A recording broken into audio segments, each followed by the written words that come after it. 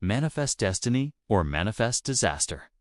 The ink on the Constitution was barely dry when America decided it needed more land, more power, more everything. What began as 13 coastal states quickly started eyeing the rest of the continent like a hungry diner staring at an a la carte buffet. And the plan? Simple. Go west. Take it. Call it freedom. But here's the wild part. The United States didn't just grow. It exploded. From the Louisiana Purchase in 1803 to the Pacific coast by the 1840s.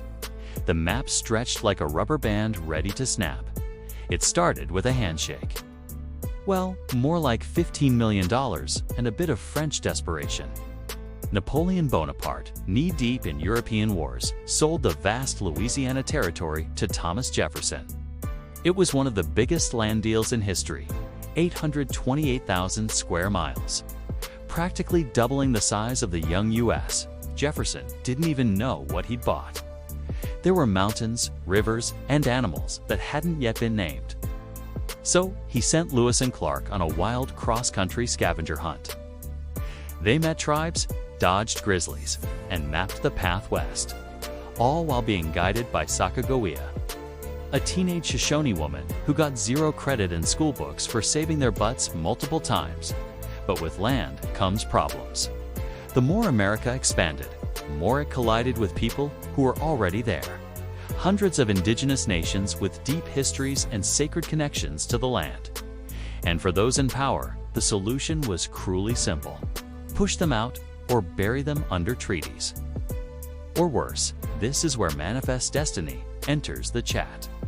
A catchy phrase that justified everything. It meant that Americans believed they were meant by God, no less, to control the continent from sea to shining sea. Sounds poetic, but for millions, it was a nightmare. In 1830, President Andrew Jackson signed the Indian Removal Act. He promised voluntary relocation, but what followed was anything but. Tens of thousands of Native Americans were forced to leave their ancestral lands. Their journey, brutal. The death toll, heartbreaking.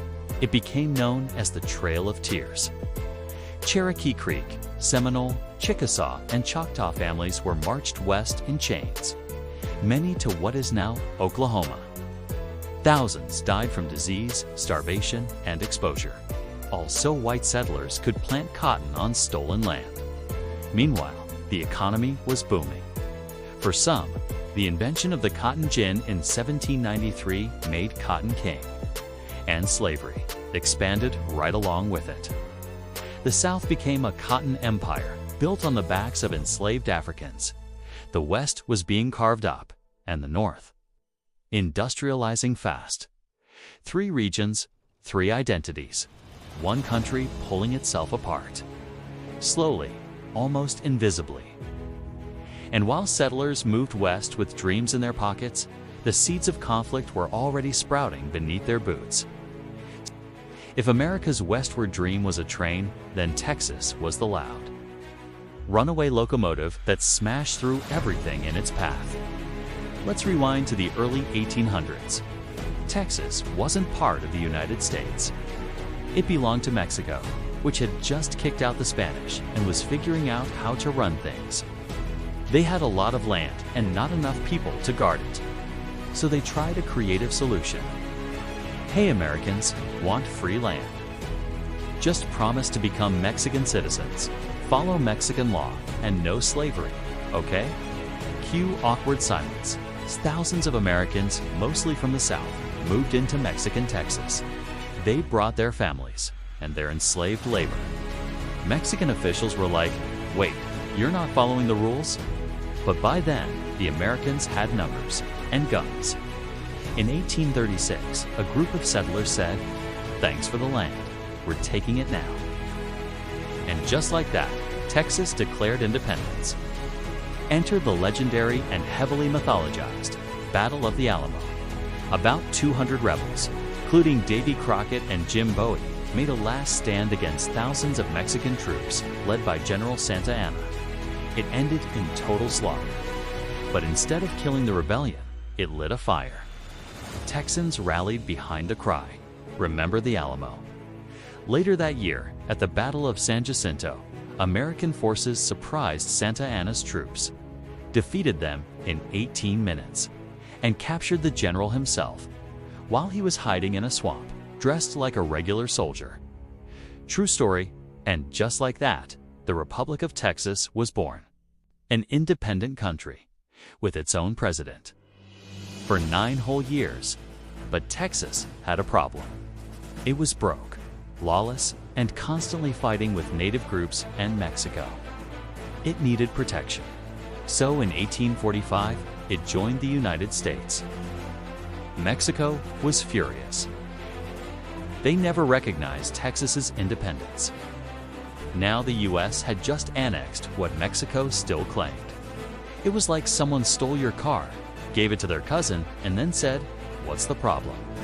In 1846, war broke out. The Mexican-American War was bloody, brutal, and wildly one-sided. The U.S. invaded from multiple directions, fought in deserts, hills, and cities, and even captured Mexico City itself. By 1848, Mexico had no choice. They signed the Treaty of Guadalupe Hidalgo, handing over a massive chunk of territory. It was called the Mexican Cession, and it gave America what is now California, Arizona, New Mexico, Nevada, Utah, and parts of Colorado and Wyoming. All told, it was over 500,000 square miles, and for the U.S., it was a jackpot. For Mexico, it was a national trauma that still lingers today. But all that new land came with a problem. Would slavery expand with it? The country was stretching wide, but also stretching thin. The ink on the Mexican Cession Treaty was barely dry when someone in California decided to ruin everyone's plans for a quiet life. In January 1848, James W. Marshall found shiny flakes in the water at Sutter's Mill. He showed the boss. The boss told a few people, and within months, the world knew. Gold in California. The gold rush hit like a stampede. Tens of thousands came pouring in. Americans, Mexicans, Chinese, Australians, Europeans, all chasing dreams of instant riches. They called them the 49ers because they swarmed in 1849, not because they were 49 years old. San Francisco exploded from a sleepy village of 1,000 people to a chaotic boomtown of 25,000 almost overnight. But here's the truth, most didn't strike it rich. They struck blisters, exhaustion, and sometimes each other. The real fortunes, made by people selling shovels, food, and whiskey. And with every ship and wagon heading west, tensions rose. California wanted to join the Union, but as a free state. That tipped the delicate balance in Congress between free states and slave states.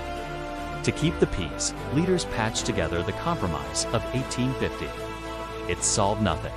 It was like duct taping a leaky dam. Meanwhile, America faced another challenge: distance. It had land from ocean to ocean now, but no easy way to move people, goods, or soldiers across it. Enter the railroad barons and the dream of the Transcontinental Railroad, a steel spine that would connect east to west. Surveyors battled mountains, deserts, and winter storms. Workers, thousands of Chinese immigrants in the west, Irish immigrants, and Civil War veterans in the east, risked life daily. They blasted through rock, built trestles over canyons, and laid track in brutal heat and freezing cold, when the final spike, a golden one, was hammered in at Promontory Summit, Utah in 1869. The nation was linked.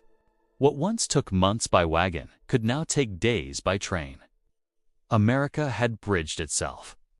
But while the rails carried opportunity, they also carried something darker: faster displacement of Native Americans, faster environmental destruction, faster spread of the conflict over slavery. By the mid-1800s, the map of America was nearly complete, but the unity, that was falling apart faster than a miner's luck. By the mid-1850s, America looked unstoppable on a map. From Atlantic waves to Pacific sunsets, it was one massive nation. but inside it was splitting at the seams. The question was simple, but deadly. Would new states allow slavery? Or not? This wasn't just a political debate. It was an identity crisis. The South saw slavery as their economic backbone and social order. The North saw it as a moral stain that had to go. Every new territory became a fight. Bleeding Kansas proved how bad it had gotten. In 1854, Congress passed the Kansas-Nebraska Act, letting settlers vote on whether to allow slavery. Sounds democratic, right? Wrong. Both sides flooded Kansas with settlers ready to swing the vote. Then came the gunfights, raids, and outright massacres. Towns burned. People died.